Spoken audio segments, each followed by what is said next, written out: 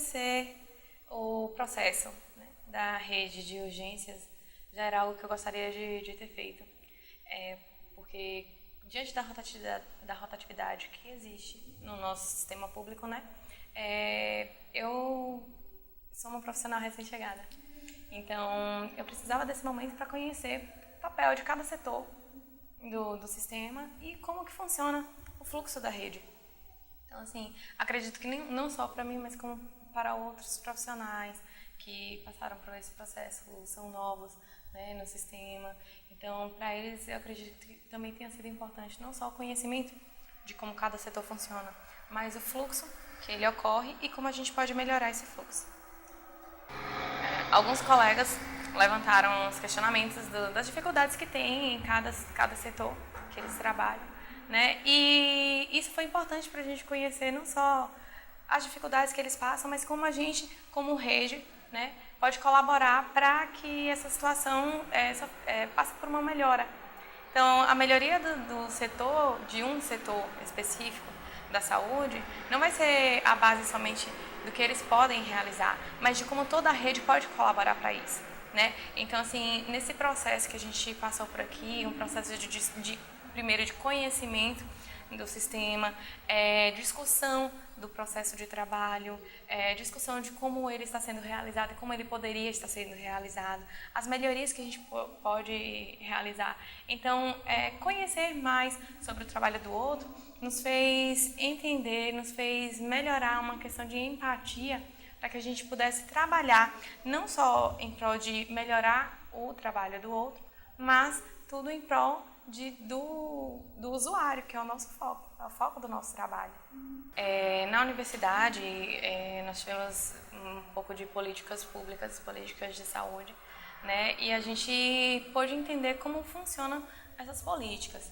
Mas a realidade, né, é diferente do que a gente aborda. Então, você vivenciar aquilo que foi abordado é uma experiência nova, né? Então, assim, eles podem falar nossa, o SUS nós vamos encontrar dificuldades, né? Nós temos poucos recursos, então a gente tem que se reinventar. A partir do momento em que você ouve que você tem que se reinventar, você se motiva a ter que melhorar sempre, não só o seu conhecimento, se atualizar, mas melhorar o seu serviço também na prática, né? Então, assim, a questão que você fala diante do conhecimento que os meus colegas têm, um pouco mais, né, um pouco mais de experiência diante do tempo que eles passaram, isso é legal porque a gente consegue trocar ideias, né? Eles vivenciaram o SUS, que era um SUS mais hospitalocêntrico, mais centralizado no médico, né? Então a gente já vem com uma ideia de SUS que já ocorre, mas que é difícil de desconstruir para reconstruir. Então é uma ideia que a gente vai ter que trabalhar, um trabalho de formiguinha, mas que a gente pode ir em discussão, vendo qual é o objetivo, sempre lembrando do nosso objetivo e da melhoria do trabalho, do serviço ofertado ao usuário, a gente consegue caminhar junto, né?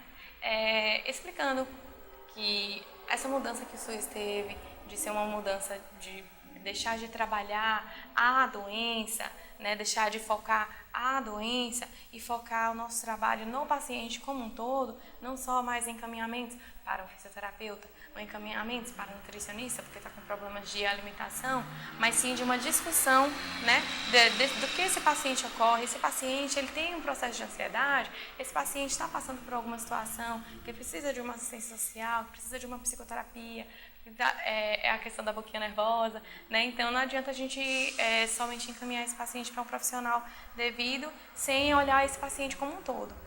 Fazer com que essa mudança ocorra na prática, no nosso dia a dia, é algo que a gente tem que trabalhar todos os dias. É algo que a gente precisa da educação permanente para justamente se atualizar em relação a isso, né?